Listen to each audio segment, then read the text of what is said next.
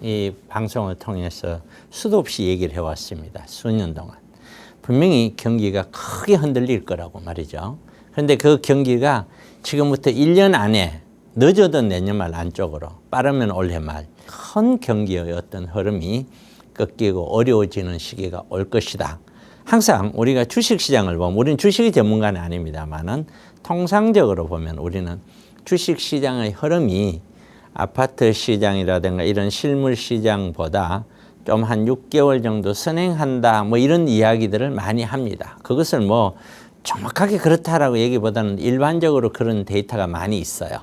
근데 지금 어젯밤에 보면은 미국을 중심으로 해서 주식시장이 굉장히 크게 흔들렸죠. 굉장히 크게 흔들렸습니다. 지금 우리나라도 지금 속된 말로 얘기하면 난리죠. 난리입니다. 주식시장이. 자, 이거는 뭘 의미하냐면은 미국도 그렇고 우리나라도 그렇고 많은 투자자들이나 기업들이 미래에 닥쳐올 불안한 요소들을 계속 끌어안고 있다가 어떤 시그널이 딱 온 거예요. 오니까 그냥 기관 투자가라고 그러나요? 그런 사람 위주로 왕창 매도를 하죠. 그렇게 떨어집니다. 이거는 제 생각은 그렇습니다. 앞으로 다가올 경기 침체의 어떻게 보면 시그널이다, 신호다. 저는 이렇게 봅니다. 부동산은 뒤따라가니까 아직은 살아있겠죠. 또 길다면은 올해 말까지는 미뤄갈 수도 있겠죠. 그러나 부동산도 예외 없습니다. 한순간에 꺾일 것이라고 저는 생각을 합니다. 그래서 저는 이런 경기 침체가 굉장히 두렵습니다. 왜 두려우냐? 2007년도 고점을 찍고 경기 침체되었을 때 우리는 2014년까지 무려 7년이라는 시간 동안을 부동산 가격이 조정되었습니다. 그 조정이 될 때 강남권에서는 어지간한 아파트가 전부 40%씩 조정을 받았습니다. 그게 2007년에서 2014년 사이에 있었던 일이에요. 불과 10년 안쪽에 있었던 일입니다.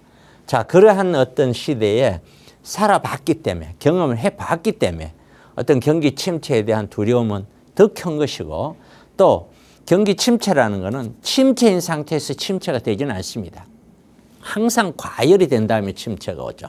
자, 그래서 이런 침체가 올 것이다라는 저는 그런 생각을 가지고 있습니다. 그러다 보니 이런 침체에 온다면은 미리 대비를 해야 되겠죠. 거기에서 어떻게 대비를 할 것인가? 일단은 경기 침체가 뭘 의미하냐면은 물가가 떨어져요. 디플레이션을 얘기하는 거예요. 이게 가격이 확 떨어지는 거예요.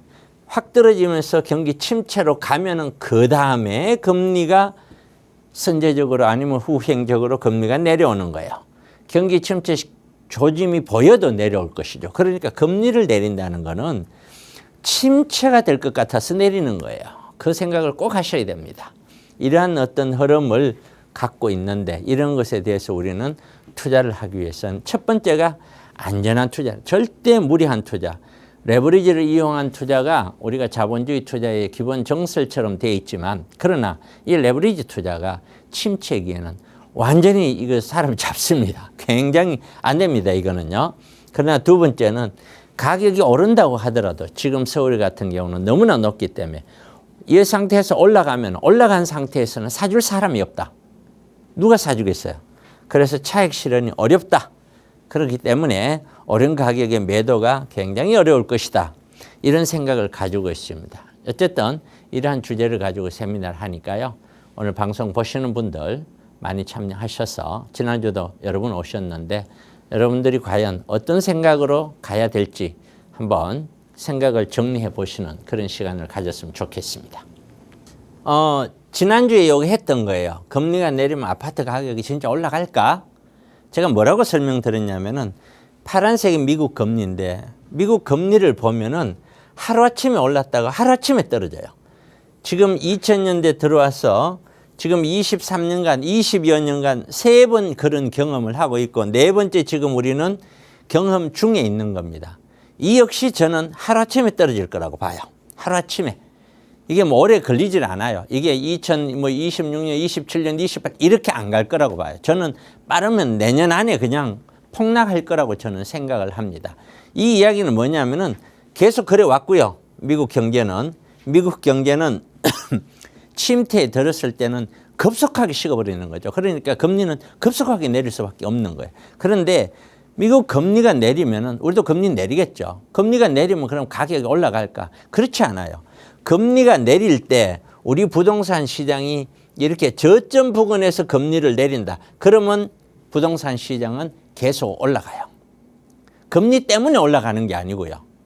조금의 더 긍정적인 영향은 가겠죠. 그런데 고점 부근에서 금리를 내린다. 여기도 우리도 내렸죠. 부동산 절대로 못 올라가고 다시 내려가요. 자, 그러면은 여기도 보면 저점 부근이죠. 저점 부근에서 금리를 올려요. 올리는데도 부동산은 올라가죠. 고점 부근에 이제 우리가 왔어요. 여기서 내린다고 해서 이게 다시 올라갈 거냐? 그렇지 않다. 제가 생각하는 절대로 그렇게 안 된다. 항상 생각해야 될 게 우리가 금리는 부동산 때문에 내리고 오르고 하는 게 아니에요. 금리는 물가 때문에 오르가 내리려 하는 거예요. 물가가 잡히면은 금리는 내려오는 거예요. 금리는 예를 들어서 아르헨티나라든가 저렇게 금리가 1년에 막 물가 상승률이 뭐 100%로 가니 말도 안 되는 저런 나라에는 그럼 부동산 가격이 상상 초월할 정도로 올라가느냐? 그렇지 않아요. 절대로 그렇지 않아요. 그럼 물가 잡으려고 금리를 뭐 110%씩 올려도 부동산 가격이 그렇게 올라서 잡는 건 아니에요. 늘 그렇게 생각하셔야 돼요.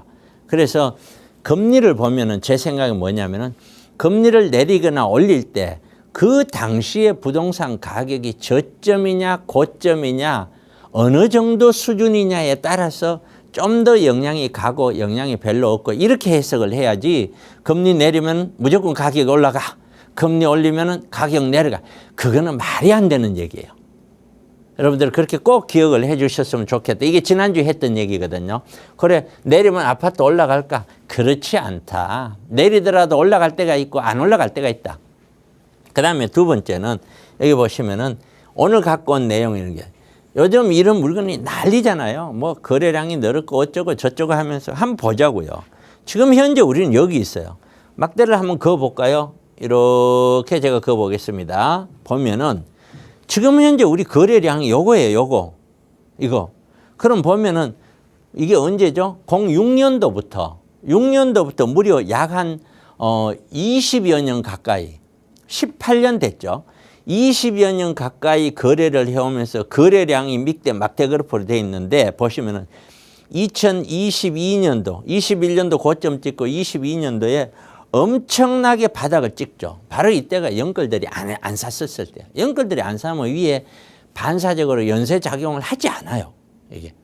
그러니까 거래량이 역대 최저가 되죠. 거기에서 지금 조금 반등한 거예요. 지금 있는 수준도 보면은 역대 최저 수준이에요. 이게 보시면은 이게 평균이잖아요. 보면은 역대 그런 적이 반짝하고 있는 게 뭐 한두 번 있었나?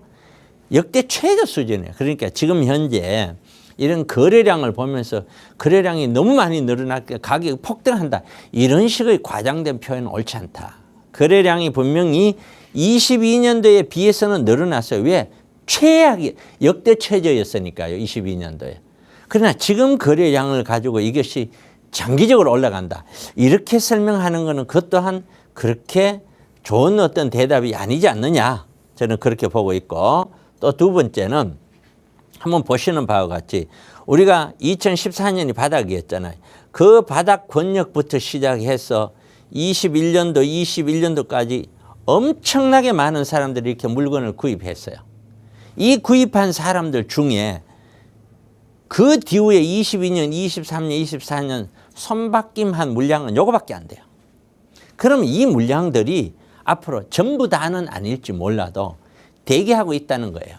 엄청나게 대기하고 있다는 거예요. 그런데 그 전에 보면은 2007년도, 8년도, 9년도에 가격이 떨어질 때 샀던 사람들.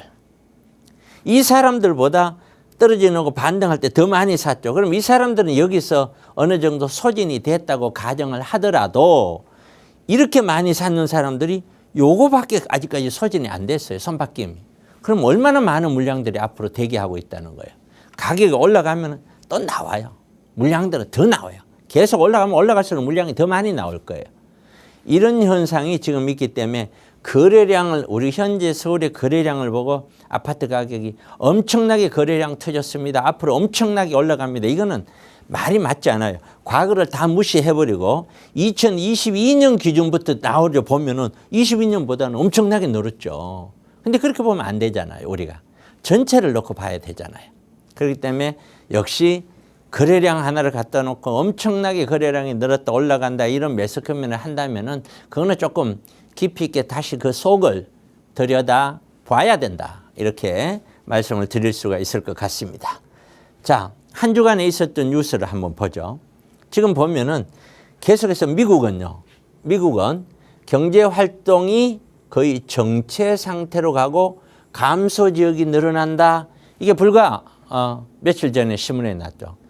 어젯밤에 미국 정시는 완전히 정권 진짜 거의 폭락하다시피 떨어져 버렸죠. 아우 진짜 무서워요. 그거 보면 아우 얼마나 많은 사람들이 지금 주식 갖고 있다가 떨어지는 사람은 지금 어떤 심정일까 할 정도 두려운 거예요. 실질 경제 성장률이 없는 그런 내수 침체를 겪고 있다라는 거예요. 그리고 겉으로 화려한 것 같지만 그렇지 않다는 거죠. 그리고 부동산은 침체되고 외국 자금은 이탈하고 있다라는 얘기까지 나오죠. 자, 이제 어쩌면은 이 이야기가 우리가 미래야 확인이 되겠지만 만약에 이것이 보이지 않는 식으로 우리가 알고 있다면은 미국 경제 침체는 이거는 이대로 가면 확실하죠.